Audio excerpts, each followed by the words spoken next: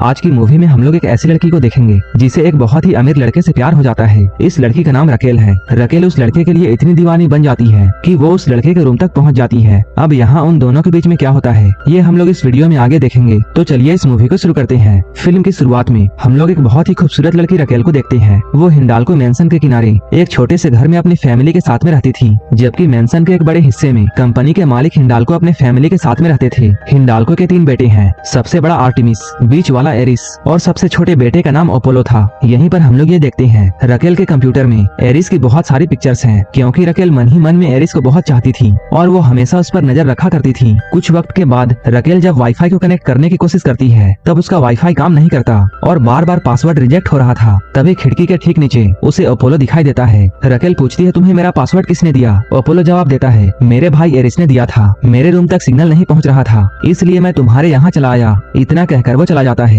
रात में रकेल को जोर जोर से गाने की आवाज सुनाई देती है। वो खिड़की पर जाती है तो नीचे एरिस खड़ा था और वो अपने लैपटॉप पर तेज म्यूजिक बजा रहा था। रकेल पूछती है, ये मेरे वाईफाई से चल रहा है ना? एरिस हंसते हुए कहता है, हाँ। तब रकेल चिढ़कर बोली, वॉल्यूम कम करो और यहाँ से चले जाओ। जाते जाते एरिस मुड़कर ये कहता है, मैं भी तुम्हारे बारे में सब कुछ जानता हूँ। अगली सुबह रकेल कॉलेज जाती है। वहाँ उसका बेस्ट फ्रेंड योसी उससे मिलता है। योसी दिल से रकेल से बहुत प्यार करता था, मगर कभी खुलकर नहीं कह पाया। वो हमेशा मजाक में कहता, मैं ही तुम्हारा पति हूँ। रकेल उसकी बातों को हंसकर टाल देती। फिर वो कॉलेज ग्राउंड में जाती है, वो भी सिर्फ एरिस को देखने। तभी जोरदार बारिश शुरू हो जाती है। सभी भागने लगते हैं। एरिस पैदल अपने घर जा रहा था। रकेल उसे देखकर उसका पीछा करने लगती है, लेकिन तभी अचानक एरिस नजरों से ओझल हो जाता है। रकेल उसे ढूंढते ढूंढते फिसल कर गिर जाती है। तभी पीछे से एरिस आता है और पूछता है, मेरा पीछा क्यों कर रही हो? रकेल झट से बोली, मैं तुम्हारा पीछा नहीं कर रही। एरिस हंसते हुए उसके हाथ पर कुछ लिख देता है और कहता है, ये है तुम्हारे वाईफाई का नया पासवर्ड। और हाँ, मैं तुम्हारे कंप्यूटर में घुस चुका हूँ और सारी फाइलें देख ली, सिर्फ मेरे ही फोटो भरी पड़ी है। फिर पूछता है, बताओ तुम मुझसे क्या चाहती हो? रकेल सीधा बोल देती है,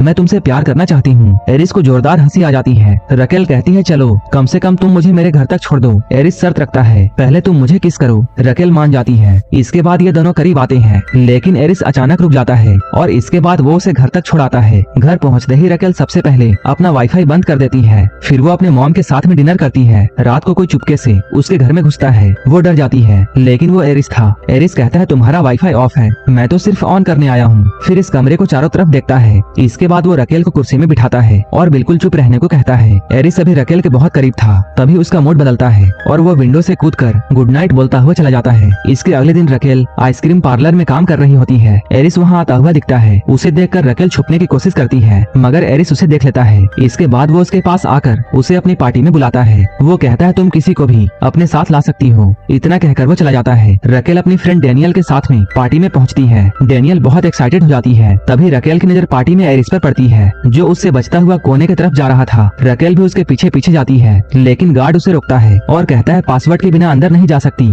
तभी आर्टिमिस यहाँ आता है और रकेल को अंदर ले जाता है, लेकिन अंदर जाने के बाद भी एरिस रकेल को कहीं भी दिखाई नहीं दिया। इसके बाद रकेल पिछले दरवाजे से बाहर निकलती है और गली में एरिस को अकेला पाती है। उसके पास पहुंचकर उसे जोर से किस कर देती है। इसके बाद उसे छोड़कर तेजी से क्लब में वापस आ जाती है और यहाँ आकर पानी ऑर्डर करती है। एरिस हैरानी से उसे देखता हुआ रह जाता है। क्लब में अपोलो रकेल के पास में आता है। इसके बाद रकेल उसे ड्रिंक ऑफर करती है। अपोलो की उम्र काफी कम थी, इसलिए परिवार वाले उसे ड्रिंक करने नहीं देते थे, लेकिन अपोलो चुपके से पूरी की पूरी पी लेता है और इसके बाद वो बुरी तरह नशे में चूर हो जाता है। अब रकेल और डेनियल अपोलो को घर छोड़ने के लिए जा रहे होते हैं, मगर अपोलो जिद करता है कि वो अपने घर नहीं जाएगा, क्योंकि उसे पता था कि अगर वो अपने घर गया तब उसे बहुत डांट मिलेगी। रकेल एरिस को फोन करने के लिए जाती है, लेकिन तभी अपोलो फोन छीनकर फेंक देता है। फोन यहीं पर टूट जाता है। रकेल अपोलो को अपने घर ले आती है। अब अपोलो अपनी पैंट उतारकर बेड में लेट जाता है। तभी एरिस उसे ढूंढता हुआ यहाँ पहुँचता है। इसके बाद वो अपना शर्ट उतारता है और बेड में लेट जाता है। रकेल भी चुपचाप बेड में आकर करवट बदल लेती है। इसके बाद एरिस उसे पीछे से पकड़कर उसके साथ इंटीमेट हो जाता है। इसके अगले सुबह रकेल सारी बातें अपनी फ्रेंड डेनियल को बताती है। डेनियल ये सब सुनकर बहुत खुश होती है। एक बार योसी और रकेल जब घर लौटते हैं, दरवाजे पर गिफ्ट पैक मिलता है। अंदर नया मोबाइल था। रकेल को पता चल जाता है कि ये एरिस ने भेजा है। फोन लौटाने के लिए वो एरिस के घर पर जाती है। एरिस मुस्कुराते हुए कहता है, गिफ्ट वापस नहीं करते। रकेल बोली, मेरा फोन ठीक है, सिर्फ स्क्रीन टूटी है। फिर फोन वहीं रखकर जाने लगती है। एरिस आगे बढ़कर हाथ पकड़ लेता है। वो हाथ छुड़ाती है, लेकिन 2 कदम चलकर रुक जाती है और एरिस को जोर से किस करने लगती है। दोनों की नजदीकियां इतनी बढ़ जाती है कि ये लोग फिर से एक बार यहीं पर इंटीमेट होते हैं। घबाघब कार्यक्रम खत्म होने के बाद में एरिस कहता है, अब तुम जा सकती हो। रकेल गुस्से में मोबाइल फेंक कर घर से चली जाती है। घर में आकर वो योसी को देखती है, जो कि उसके साथ पढ़ाई करने के लिए यहाँ आया आया था। रकेल कहती है पढ़ाई किसी और दिन कर लेंगे। योसी समझ जाता है कि कुछ गड़बड़ है। रकेल गुस्से में खिड़की बंद कर देती है। अगले दिन वर्कशॉप में होती है, तभी फोन पर एरिस की फोटो आती है। फोटो में एरिस एक चैन पहना हुआ था। रकेल को याद आता है कि वो अपना चैन उसके घर पर भूल आई थी। इसके बाद वो चैन लेने के लिए जाती है। वहाँ पूरी फैमिली स्विमिंग पूल में मस्ती कर रहे थे। एरिस उसे अपने रूम में ले जाता है, चैन पहनाता है और एक बार फिर से ये लोग नजदीक आकर यहीं पर इंटीमेट होते हैं। बाद में एरिस को बेचैनी होने लगती है। तभी आर्टेमिस की सेक्रेटरी आती है और रकेल से रूखा व्यवहार करती है। एरिस सब सुनता रहता है लेकिन कुछ नहीं बोलता। इसके बाद रकेल गुस्से में घर लौट आती है। मूड ऑफ देखकर योसी उसे एक पार्टी में लेकर जाता है। वहाँ अपोलो पहले से था और एरिस किसी दूसरी लड़की के साथ में यहाँ आया हुआ था। इधर डेनियल और अपोलो किस कर रहे थे, लेकिन डेनियल की फ्रेंड आकर उसे ले जाती है। इसके बाद सभी लोग डांस करते हैं। डांस में रकेल देखती है एरिस किसी और लड़की को किस कर रहा है। उसे बहुत बुरा लगता है। गुस्से में वो योसी को लेकर कॉलेज के स्विमिंग पूल पर चली जाती है। योसी सिर उसकी गोद पर रखकर लेट जाता है। रकेल ने ड्रेस उतार रखी थी। योसी के दिमाग में गंदे ख्याल आते हैं और तभी गलती से केमिकल छूट जाता है। रकेल घबराकर उसे बाहर खींचती है। इसके बाद दोनों वहाँ से भाग निकलते हैं। इधर एरिस घर पर आता है और वाईफाई कनेक्ट करने की कोशिश करता है। पासवर्ड की जगह में उसे बहुत बुरी वाली गाली लिखी मिलती है। वो ये देखकर बहुत गुस्सा हो जाता है और रकेल को मैसेज करता है कि मैं तुमसे बहुत नफरत करता हूँ। रात में रकेल नशे में घर लौटती है और बाहर सीढ़ियों पर बैठ जाती है। एरिस विंडो से उसे देख लेता है। नीचे आता है। एरिस उसे उठाकर उसके बेडरूम में लेकर जाता है। रकेल कहती है मुझे एक कहानी सुनाओ। एरिस अपनी ही कहानी सुनाने लगता है, कैसे बचपन में माँ बाप ने उसके सामने अलग अलग रिश्ते बनाए थे और पापा ने उसे सलाह दी थी कि प्यार कभी मत करना क्योंकि ये कमजोर बनाता है और इसलिए वो प्यार से डरता रहा। फिर धीरे से बोला पर अब मुझे तुमसे प्यार हो गया है। रकेल ये सुनते सुनते सुलाती है। अगली सुबह मॉम उसे जगाती है। रकेल फोन देखती है तो एरिस का नफरत वाला मैसेज डिलीट हो चुका था। इसके बाद वो लिखती है मुझे अकेला छोड़ दो, लेकिन वो इस मैसेज को सेंड नहीं करती। एरिस बार बार फोन चेक करता रहता है। अगले दिन लाइब्रेरी में रकेल योसी के साथ में पढ़ रही थी। एरिस यहाँ आकर उसे सॉरी बोलता है और उसे एक पार्टी के लिए पूछता है। रकेल हाँ कह देती है। योसी गुस्सा हो जाता है और कहता है वो तुम्हारा फायदा उठाएगा, धोखा देगा और इसके बाद फिर तुम मेरे पास मत आना। रकेल को अपनी ऑफिस के छत पर लेकर जाता है। वहाँ रोमांटिक डिनर तैयार था। दोनों डिनर करते हैं और इसके बाद प्यार भरा पल बिताते हैं। अब ये लोग धीरे धीरे रोज मिलते हैं और एक दूसरे के लिए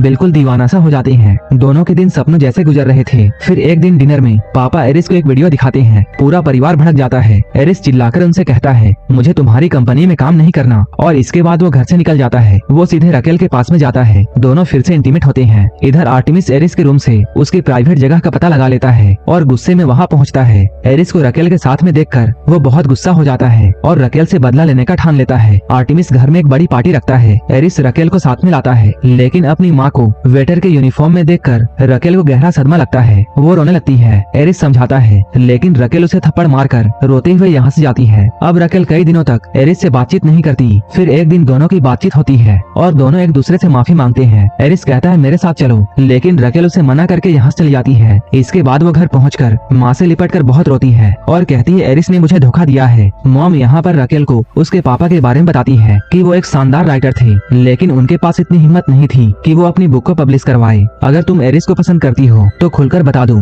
रकेल को एहसास होता है कि वो गलत समझ रही थी। इसके बाद वो एरिस के घर की तरफ दौड़ती है, लेकिन आर्टेमिस उसे रोक देता है। वो दूर से चिल्लाती है एरिस सॉरी, और इसके बाद वो लौट जाती है। फिर वो उसे मैसेज करती है कि प्रोम नाइट पर तुम्हारा इंतजार करूंगी। इसके बाद वो रात में प्रोम पार्टी में पहुंचती है और इंतजार करने लगती है। एरिस दौड़ता हुआ आता है, तभी योसी उसे रोक लेता है और कहता है तुम रकेल के साथ में सिर्फ टाइम पास कर रहे हो। बहस करते हुए दोनों बाहर निकलते हैं। गलती से क्लोरीन की बोतल पुल में गिर जाती है। तभी एरिस भी फिसलकर पानी में गिर जाता है। क्लोरीन की वजह से उसकी सांसें रुकने लगती है। योसी रकेल को सारी बातें बताता है। रकेल दौड़कर एरिस के पास में पहुंचती है और उसे हॉस्पिटल ले जाया जाता है। रकेल दिन रात उसकी देखभाल करती है। आखिरकार एरिस का पूरा परिवार रकेल को एक्सेप्ट कर लेता है। ठीक होने के बाद में एरिस आगे की पढ़ाई करने के लिए बाहर चला जाता है। 4 महीने के बाद रकेल अपनी लिखी हुई किताब सबको सुना रही होती है। सब इमोशनल होकर तालियां बजाते हैं। अगले दिन